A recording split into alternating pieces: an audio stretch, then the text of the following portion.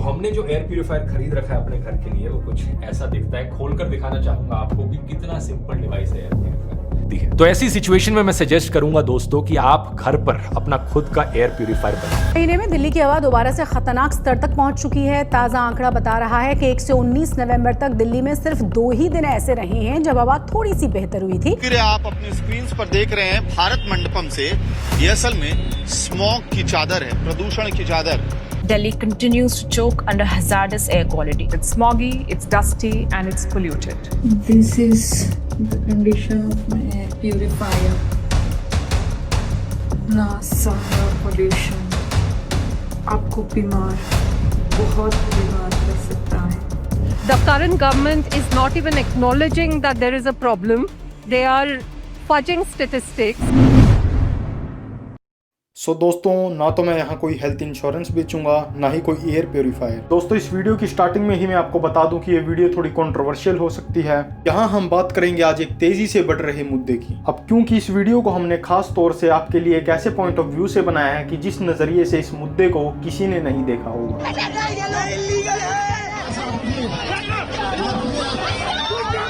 सो दोस्तों, जो अभी आपने एक क्लिप देखी, इसकी सच्चाई के बारे में हम आगे बात करेंगे। अभी के लिए आप ये भी देख लो।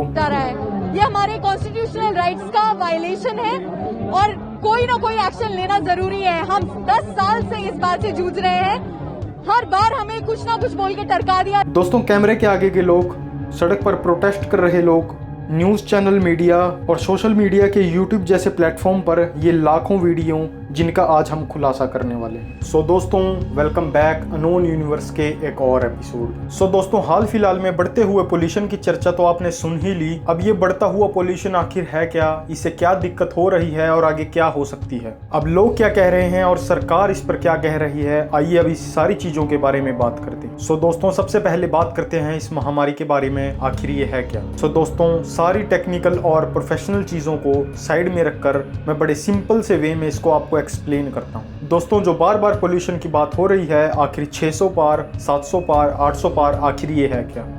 सो दोस्तों, जिस हवा में हम सांस ले रहे हैं इसमें तरह तरह की गैसेस होती हैं, जैसे कि sulphur dioxide, carbon monoxide, ozone, nitrogen dioxide. ये सारी वही गैसेस हैं जो हमारी हवा में मिलने के बाद हमारी हवा को जहरीली बनाती है। और अब हम इनमें से ही एक की बात करेंगे जिसका नाम है PM 2.5। PM 2.5 का मतलब है पर्कुलेट मैटर 2.5। इसका साइज 2.5 माइक्रोमीटर से भी छोटा होता है। अब आखिर आपके मन में भी सवाल आया होगा कि आखिर ये आया कहाँ से। तो मैं आपको अब बता दूं कि ये छोटे छोटे माइक्रो वेस्ट्स और लिक्विड वेस्ट से कंबाइन होकर बनता है। सो इसके अंदर पाई जाती हैं black carbon, ammonium nitrate, sulphate, sodium chloride.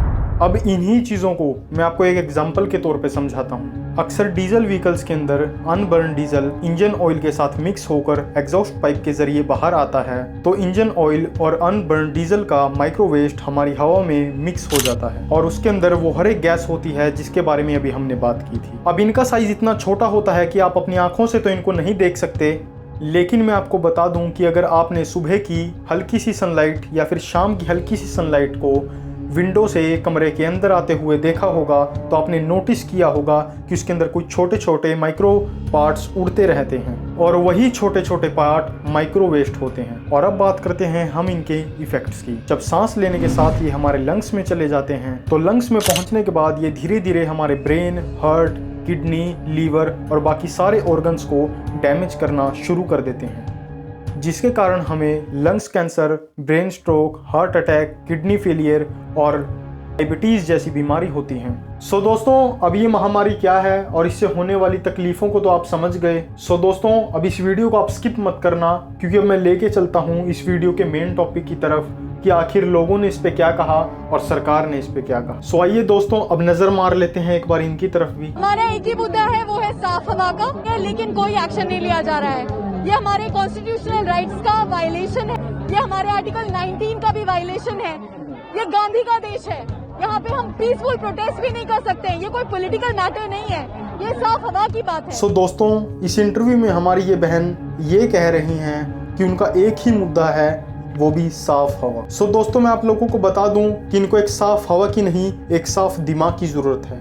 अब मैं ये सब क्यों कह रहा हूँ, ये सब आगे आप वीडियो को देखकर अपने आप समझ जाओगे। और आगे इसी इंटरव्यू में हमारी बहन ये भी कहती हैं कि this is the violation of article 21 और साथ में कहती हैं कि we don't have clean air to breathe. जितना है उससे ज़्यादा पॉसिबल है गवर्नमेंट के हाथों में।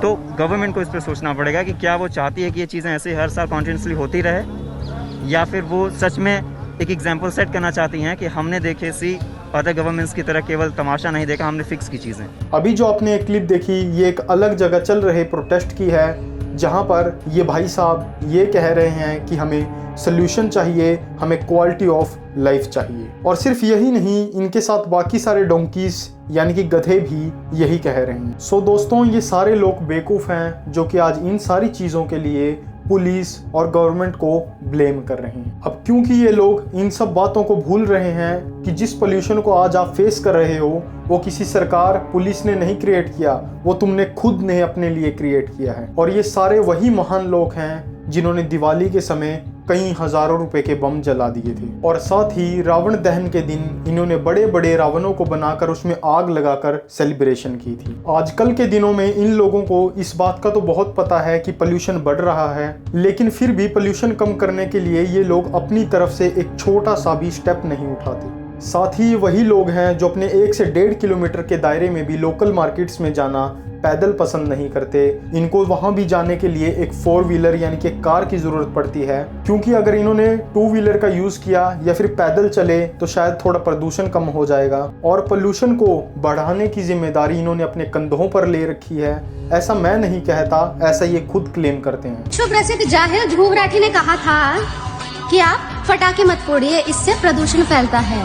तो इसीलिए प्रदूषण फैलाने की जिम्मेदारी हम सभी ने अपने कंधों पर ले ली और हम खूब जमकर पटाखे फोड़ रहे हैं। इतने फोड़ने हैं कि सारे खत्म कर दो इस साल। सो दोस्तों, अगर इन चीज़ों को एक राइट वे से देखा जाए तो ये गंदगी, ये पोल्यूशन हमने खुद फैलाया है और अब हम अपनी गलतियों को सुधारने की जगह अपनी गलती का ब्लेम किसी और के ऊपर डाल रहे हैं। सो दोस्तों, काफ़ी लोगों का ये कहना है कि इस पर पुलिस डिपार्टमेंट और सरकार कोई भी एक्शन नहीं ले रही। सो अगर यही सेम सवाल मैं अगर उन लोगों से पूछूं कि इसके लिए क्या एक्शन हो सकता है तो उनके पास कोई जवाब नहीं हो। अब क्योंकि दोस्तों, नेचुरल हवा विदाउट नेचर बनाना तो पॉसिबल नहीं है और पेड़ हम पहले से काट चुके हैं। अब दोस्तों, सरकार सिर्फ इसमें यह कर सकती है कि ट्रांसपोर्ट फैसिलिटीज को और बढ़िया किया जाए और साथ ही उन्हें फ्री किया जाए ताकि ट्रैफिक से होने वाले पोल्यूशन को कंट्रोल किया जा सके।